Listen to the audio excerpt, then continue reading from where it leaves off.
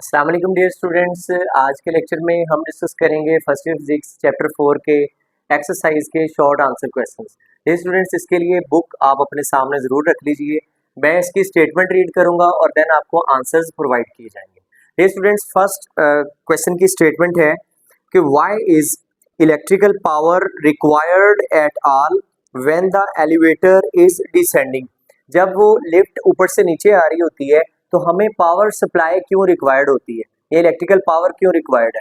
Dear students, lift को जब आपने ऊपर से नीचे लेके आना है, यानी कि जब हम लिफ्ट में खड़े हैं और हमने एक बटन प्रेस कर दिया ऊपर से नीचे आने के लिए, तो अगर पावर सप्लाई नहीं होगी तो हमारी जो लिफ्ट है ये सडनली डाउनवर्ड फॉल कर जाएगी। अब जब वो सडनली डाउनवर्ड फॉल करेगी तो फिर वो एक्सेलरेशन ड्यू टू ग्रेविटी, जारी बात एक फ्री फॉल मोशन हो जाएगी और जो पर्सन्स है या जो ऑक्यूपेंट्स होंगे एलिवेटर के, वो बहुत ज़्यादा डैमेज हो सकता है उनका, या जो लिफ्ट है हमारी वो हमारी ब्रेक हो सकती है। अब डियर स्टूडेंट्स, हमें एक कंट्रोल्ड वे में लिफ्ट को ऊपर से नीचे लेके आना होता है, यानी कि उसके अंदर जो पैसेंजर्स हैं या जो ऑक्यूपेंट्स हैं, एक स्मूथ डिसेंट लैंडिंग हमने करवानी होती है लिफ्ट को ऊपर से नीचे लेके आने के लिए, तो उसके लिए आपको पावर सप्लाई रिक्वायर होगी। तो ये था हमारे फर्स्ट पार्ट का रिस्पॉन्स। सेकेंडली आप देखिए, सेकेंडली उसने कहा है कि why should be there a limit on the number of passengers in this case.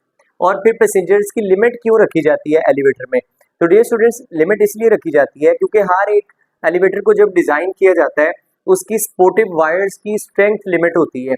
अगर उसमें लोड एक सडन या एक वैल्यू से ज्यादा इनहेंस हो जाता है तो लिफ्ट आपकी ओवरलोड हो जाएगी, और ओवरलोड सिचुएशन में मे बी ये पॉसिबल है कि वो वायर जिसने उस लिफ्ट को सपोर्ट किया हुआ है वो ब्रेक हो जाए, और फिर वो लिफ्ट का एक्सेलरेशन, वही दोबारा से केस कि एक्सेलरेशन बहुत ज़्यादा इंक्रीज कर जाएगा और ये बहुत ही एक सडन लैंडिंग हो जाएगी, जिससे अगेन से बहुत ज़्यादा डेंजरस है, यानी कि डेंजर का चांस बहुत ज़्यादा बढ़ जाएगा। तो ये पहले क्वेश्चन का हमारा रिस्पॉन्स है। इसका आंसर मैंने आपको प्रोवाइड किया, ज़रा देखिए कि व्हेन एन एलिवेटर डिसेंड्स, जब एलिवेटर हमारी डिसेंड करेगी, देन आप देखिए कि the force of gravity pulls it downward, यानी कि एलिवेटर जब ऊपर से नीचे आ रही होती है तो फोर्स ऑफ ग्रेविटी इसको पुल कर रही होती है नीचे की तरफ।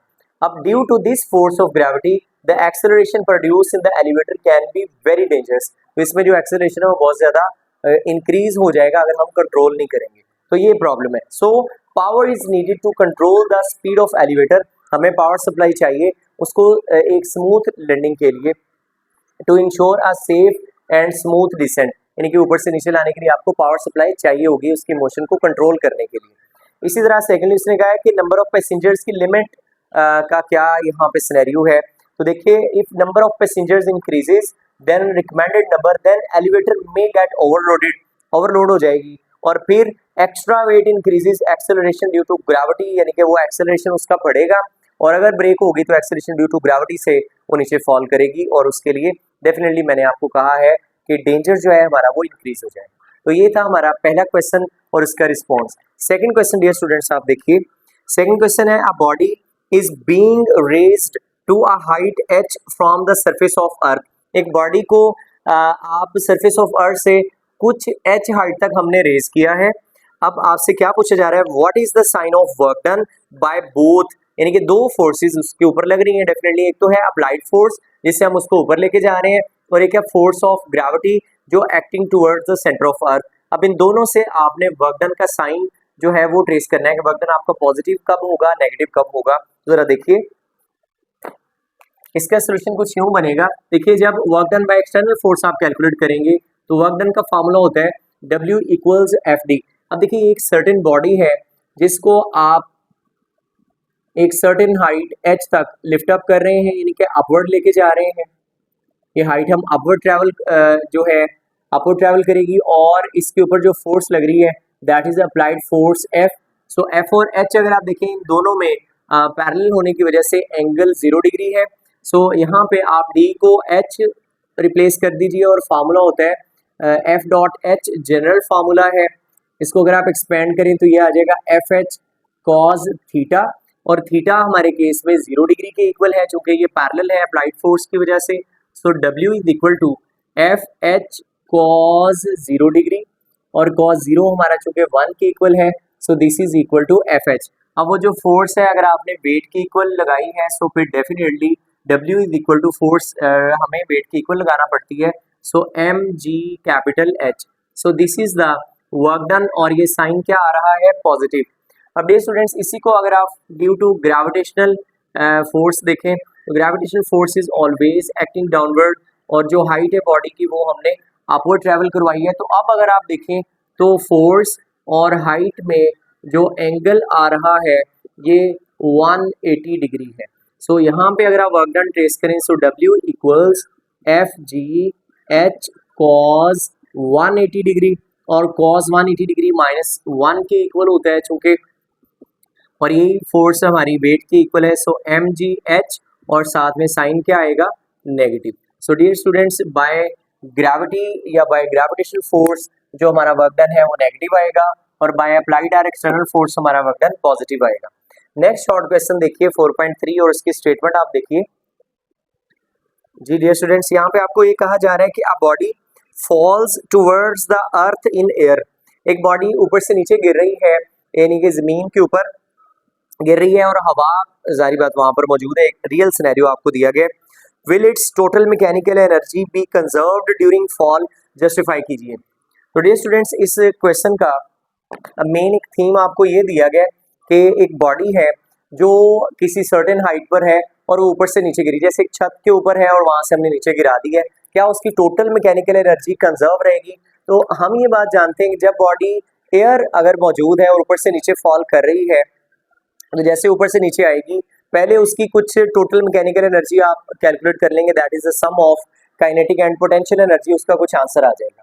अब जब वो ऊपर से नीचे फॉल करेगी तो डेफिनेटली एयर रेजिस्टेंस जो है उस बॉडी को कुछ अपवर्ड अपोज करेगी, फ्रिक्शन फोर्स से एक्ट करेगी, जिससे हमारी total potential total sum of kinetic energy और पोटेंशियल एनर्जी जो कि टोटल मैकेनिकल एनर्जी है वो स्लाइटली डिक्रीज कर जाएगी। आप ये बात जानते हैं कि बॉडी हाइट पर होगी तो उसमें सिर्फ पोटेंशियल एनर्जी है, जब वो ऊपर से नीचे गिरेगी तो उसको उसकी पोटेंशियल एनर्जी का कुछ हिस्सा work done against air friction लाजमी तौर पे कंज्यूम हो जाएगा, that may be appears in the form of heat energy. तो हमारी टोटल पोटेंशियल एनर्जी और काइनेटिक एनर्जी का आंसर जो है वो स्लाइटली डिक्रीज कर जाएगा। तो ये इस क्वेश्चन का रिस्पॉन्स है कि know the total mechanical energy does not remains conserved when a body false through air. जब ये फॉल करेगी फिर हम ये बात जानते हैं कि total mechanical energy is the sum of kinetic and potential energy, and when a body is falling through air then air resistance that is non conservative force acts on it, ये उसके ऊपर लगेगी और जिसकी वजह से due to air friction some mechanical energy is used to done work against friction, यानी कि कुछ मैकेनिकल एनर्जी हमारी वर्क डन अगेंस्ट फ्रिक्शन में वेस्ट हो जाएगी, जस्ट लाइक जैसे heat energy. So sum of kinetic and potential energy decreases slightly. तो ये था हमारा 4.3 शॉर्ट क्वेश्चन। अभी हम मूव करते हैं 4.4 क्वेश्चन की तरफ। जी डियर स्टूडेंट्स 4.4 की स्टेटमेंट है calculate power of a crane in kilowatt which lifts a mass of 1000 kg to a height of 100 metre in 20 seconds. एक क्रेन है उसने एक सर्टेन मास को जो कि 1000 kg है, वो मैंने आपके लिए पहले डाटा लिख दिया, तो ये 100 मीटर हाइट तक आपने उठाना है और 20 सेकंड्स में। तो आपने जो पावर कैलकुलेट करनी है वो आनी चाहिए किलोवाट में। तो ये हमारा रिक्वायर्ड आंसर होना चाहिए इन किलोवाट। जरा देखिए मास गिवन है 1000, हाइट 100, पावर ट्रेस करनी है। We know that power equal होती है work done in lifting certain mass divide by time. अब किसी भी बॉडी को अगर आपने अपवर्ड लिफ्ट करना है, जैसे ये सिनेरियो आपके सामने आया है, तो mgh उसका फार्मूला बन जाता है। सो वर्क डन हमारा होगा mgh डिवाइड बाय टाइम। अब इसमें आप वैल्यू पुट कर दीजिए। मास कितना है, दिस इज 1000 kg, g कितना है, दिस इज 9.8, और हाइट कितनी है, height is 100। So divide by time उसने 20 सेकेंड्स हमें दे रखा है, इसको भी आप यहाँ पर लिख लें। अब जब आप इसका आंसर निकालेंगे तो ये कुछ 49,000 वॉट आएगा। पावर का आंसर वॉट में आपको मिलना है, तो आप अगर इसको किलो वॉट में कन्वर्ट करेंगे तो जस्ट आप 1000 पे डिवाइड कर दें। So this result will become 49 kilo watt. ये हमारा रिक्वायर्ड आंसर है। हम शॉर्ट क्वेश्चन नंबर 5 की स्टेटमेंट देखेंगे। जी नंबर 5 आपको ये कहा गया है कि आ ट्रॉली ऑफ मैस 1500 kg, एक ट्रॉली का मैस आपको गिवन है 1500 kg and carrying sand bags of 500 kg, और उसके ऊपर कुछ सैंड बैग्स जो आपने रखे हुए हैं यानी कि मट्टी के कुछ थैले अपने भर के रखे हुए हैं मट्टी के कह लें या रेत के कह लें, मतलब कोई भी सिनेरियो यहाँ पे वो स्टेटमेंट चेंज भी कर सकता है। So a trolley of mass 1500 kg carrying sand bags of 500 kg। अब 1500 किलोग्राम ट्रॉली का मैस है और 500 kg ये सैंड बैग्स का मैस है। ये दो मैसेज आपको गिवन है, इज मूविंग यूनिफॉर्मली। तो अगर आप इस मैस को देखें तो गिवन मैस सबसे पहले गिवन है ट्रॉली का, that is let's say capital M, this is 1500 kg। और दूसरा मैस आपको सैंड बैग्स का गिवन है, इसको आप स्मॉल m से लिख लें, ये मैं MT से लिख रहा हूँ। This is mess of trolley, this is mess of sand bags which is 500 kg। अब ये दो मैसेज आपको गिवन है और ये ट्रॉली जो है ये यूनिफॉर्मली मूव कर रही है with the speed of 40 kilometre per our. आप करेंगे कि यहाँ से आप इसका इनिशियल मैस जो ऑब्जर्वेशन का है टोटल वो ट्रेस कर लें, that is the sum of mass of trolley plus mass of sand bags. अब ये टोटल कितना आ जाएगा 1500 प्लस 500, दिस इज 2000 kg। ये इनिशियल मैस आपको गिवन है और वो ट्रॉली चूंकि इनिशियली मूव कर रही है तो आपको इनिशियल स्पीड उसकी दी गई है, this is VI which is 40 kilometre per hour. इसको अगर आप कन्वर्ट करें मीटर पर सेकंड में, so 40 into 1000 metre per second के लिए 3600 सेकंड्स इसका आपको आंसर मिल जाएगा। This answer is equal to 11.11 metre per second. This is initial velocity and this is initial mass. ये आपको दो चीजें अभी तक गिवन है। फिर क्या कह रहा है वो, ये चल रही है ऑन अ फ्रिक्शनलेस ट्रैक, यानी कि ट्रैक जो है आपका फ्रिक्शनलेस है। After some time sand starts leaking out of hole sand bags on the road at a rate of 0.05 kg per second. यानी कि जो सैंड बैग्स है उसमें से जो सैंड है इसकी लीकेज स्टार्ट हो गई, यानी कि जो रेत है हमारी वो लीक करना शुरू हो गई है और इस तरह ऊपर से नीचे कहीं लीकेज हो रही है। उसने ये सिनेरियो आपको दिया है। So what is the speed of the trolley after entire sand bags are empty. जब सारी की सारी वो रेत जो है वो गिर जाएगी तो तब बताइए ट्रॉली का जो स्पीड वैल्यू है वो कितनी होगी। आपको फाइनल स्पीड ट्रेस करनी है। तो हमें इस सिचुएशन में VF जो है ये ट्रेस करना है और डेफिनेटली जब सैंड बैग्स लीकेज हो जाएगी तो ट्रॉली का मैस ही जस्ट बाकी रहेगा, that is 1500 kg। So final mass is only 1500 kg। आपको निकालना है जस्ट फाइनल वेलोसिटी को। अब किस तरह से आप निकालेंगे डियर स्टूडेंट्स, एक ऐसा सिनेरियो है जिसमें initial velocity, initial mass, final velocity, final mass ये गिवन है। तो आप यहाँ पे अप्लाई कर लीजिए law of conservation of momentum. अच्छा, इसमें एक चीज है कि वो जो सैंड है ना वो वर्टिकली लीकेज कर रही है तो हॉरिजॉन्टली उसके मोमेंटम पे कोई इफेक्ट होगा नहीं, हॉरिजॉन्टल मोमेंटम हमारा कंजर्व रहेगा और इसलिए आप just law of conservation of momentum लगाइए। इसके मुताबिक initial momentum of the system is equal to final momentum of the system.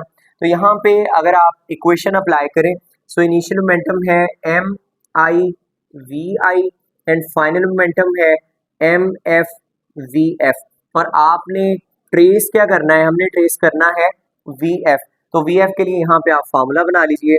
So VF is simply equal to MF, इस साइड पे डिवाइड हो जाएगा, MI/VI डिवाइड बाय MF। अब ये students MI की वैल्यू है आपके पास 2000 kg, VI की वैल्यू है 11.11, MF की वैल्यू आपको गिवन है 1500 kg, जिससे आपको इसका फाइनल आंसर मिल जाएगा। आप वैल्यूज खुद से पुट करें, मैं आपको फाइनल आंसर बता रहा हूँ।